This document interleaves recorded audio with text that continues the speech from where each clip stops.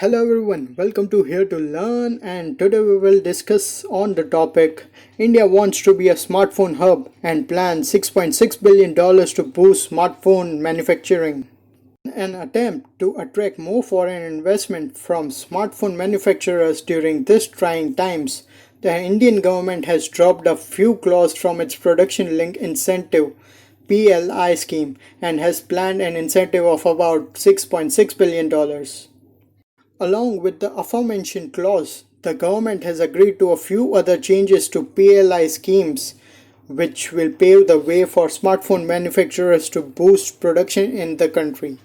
These changes include giving investors a say in future changes to PLI schemes, removal of various caps, and another clauses which stated that the government would release the incentive despite the industry meeting its targets only if it had the money to do so. As per the Ministry of Electronics and Information and Technology, the government will initially target 5 global suppliers and extend an incentive of as much as 6% on incremental sales for goods made in the country over a period of 5 years. The government will also provide an incentive of 25% on capital expenditure for the production of electronic components, semiconductor, and other parts. The manufacturers will also be offered electronic manufacturing cluster with ready-to-use facilities.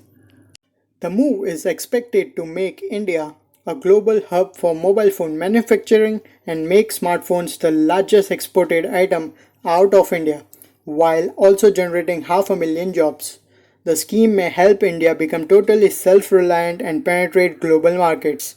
It will bring global value chains and enable India to become a leader in electronic manufacturing. The updated PLI scheme and proposed investment come at a time when a number of US-based companies are exploring avenues to diversify smartphone manufacturing out of China under the China Plus One strategy. It's also worth noting that increased domestic production might also be beneficial for the Indian consumer as it could result in smartphone getting cheaper in the country. With this, I end the video and thank you for listening.